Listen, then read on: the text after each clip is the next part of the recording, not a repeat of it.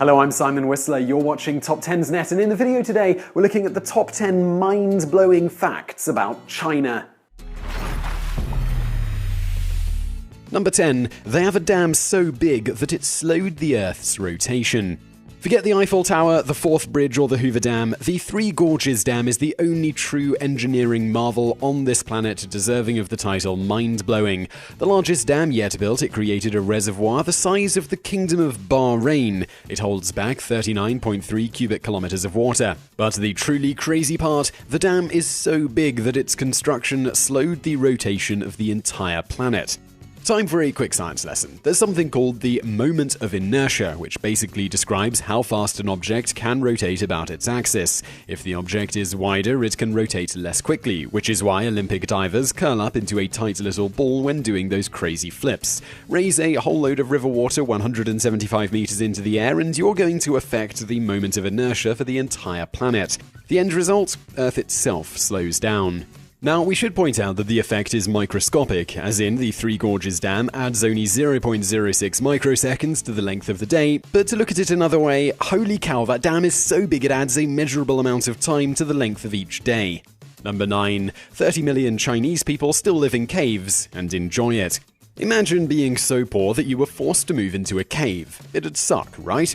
Like, that's the sort of thing that nobody has done outside of a war zone in centuries. Well, not quite. Even as you watch this, there are currently 30 million people in China still living in caves, equivalent to the entire populations of Australia and New Zealand combined.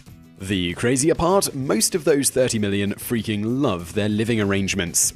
The majority of China's cave dwellers live in a province where the porous soil and limestone cliffs make for easy excavation. Most have been wired up to the mains, many have plumbing, many come with multiple rooms and a lawn, and some even have mod cons like refrigerators and TVs. More importantly, in a country where people still earn low wages, you can rent a big cave for about $30 a month. That's if it's not for free. Some families have been passing down luxury caves for generations. And the vast majority of these caves are bigger, nicer, and quieter than Beijing's apartments. The LA Times has even managed to interview city workers and Communist Party officials who wanted to retire in caves. We're betting 90% of overcrowded New Yorkers would probably happily do the same. Number 8. Millions of kids have names that sound like hashtags. Remember last time tragedy struck and you showed your solidarity by retweeting a hashtag? China's parents laugh in the face of your low-level commitment to good causes. In the People's Republic, citizens don't merely use hashtags to show support on social media, they name their children after them. In mid-2008, a huge earthquake shook the province of Sichuan, killing nearly 70,000 people. In the weeks after, the BBC's China service reported a wave of new parents naming their children things like Hope for Sichuan. Noble as this is, it's also pretty bizarre. Imagine meeting a couple with a kid called Black Lives Matter, and you'll get some idea of how kooky this trend is.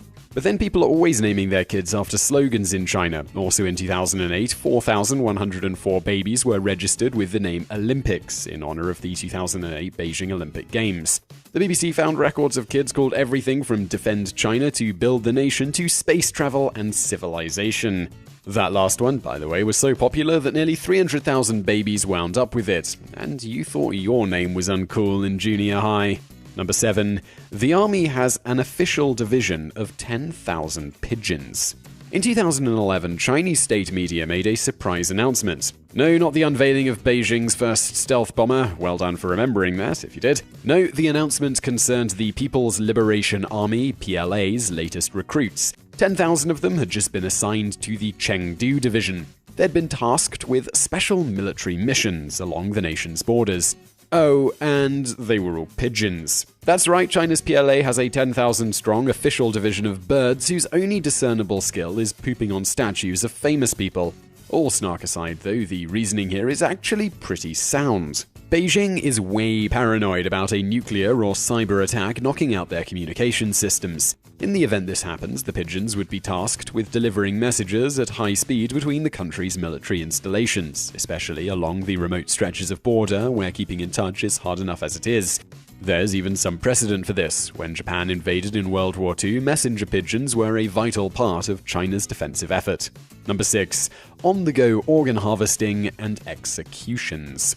You don't want to commit a capital crime in China. While plenty of countries still have the death penalty, none kill criminals with the speed, efficiency, or sheer gusto of the People's Republic. China executes more people each year than every other executing country combined, a number that's even crazier when you realize it includes Iran, Saudi Arabia, and North freaking Korea. And this bloodlust has led to some bizarre and rather unsettling innovations, the most unsettling of which has to be the death bus. First reported in 2009, China's death buses are essentially mobile execution vans that travel from village to village, snuffing out the lives of local prisoners. Even more morbidly, the buses have a surgeon on standby so the dead prisoners' organs can be quickly harvested after they kick the bucket, and of course sold for profit. The key word here is quickly. These vans can rock up to villages and knock off 2 to 3 criminals in a single morning. That's death row efficiency even the state of Texas would balk at. Number 5. There's only one time zone, and it's crazy. Before we can do this entry justice, we just need to reiterate again how big China is. It's roughly the same size as the US. It's over twice as big as the entire European Union. It dwarfs Australia. Each one of these comparative nations or unions has at least 3 time zones and as many as 5. China, on the other hand, has only one, Beijing time, and it applies everywhere. This means Chinese time tends to make sense in Beijing and is completely mad elsewhere. In some far western provinces, for example, the sun doesn't rise until 10 a.m. in winter and sets after midnight in summer. This might make sense in Norway or Siberia, but China is way south of either of those places. In effect, locals at the extreme western points of the country have to put up with a timescale that makes 0 sense for their circumstances. As an additional headache, various ethnic groups in China refuse to recognize Beijing time, seeing it as cultural imperialism on the part of the Han Chinese majority. So a doctor's appointment made for 3 p.m. in Tibet may mean 3 p.m. Beijing time or 3 p.m. on illegal Tibetan time. And you probably won't know until you get there and find the place shut. Number 4. You must have official permission to be reincarnated. Let's say you're religious and believe in reincarnation. Now let's say that you wind up shuffling off this earthly plane in China.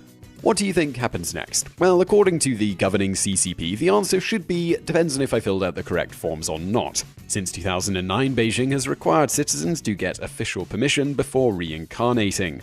The law, issued by the State Administration for Religious Affairs, states that anyone intending to return to this mortal coil must follow a strict set of procedures, including informing the Communist Party of who they intend to come back as. Those who fail to do so will, well, we're not exactly sure, to be honest. Powerful as the Chinese government is, it seems doubtful even they have the ability to stop transmigration of the soul from taking place. Of course, the real reason China brought in this hilariously odd law is to scupper the Dalai Lama's plans to get reincarnated and keep campaigning for Tibetan autonomy. The Dalai Lama responded by saying he'd simply choose to reincarnate outside Chinese-controlled territory. Number 3. Books are sold by weight. The key to selling a book in the West is its title or author. A slim classic novel or a mega blockbuster by a famous writer will go for far more than a bigger book by a total unknown. Not so in China. Go shopping for books on the streets of Shanghai and you'll find yourself paying not according to how good or famous a book is, but according to how much it weighs. In practical terms, this means a 1,000-page tome by a guy who writes in crayon and can't string a sentence together is considered far more valuable than a short book like, say, The Catcher in the Rye by J.D. Salinger.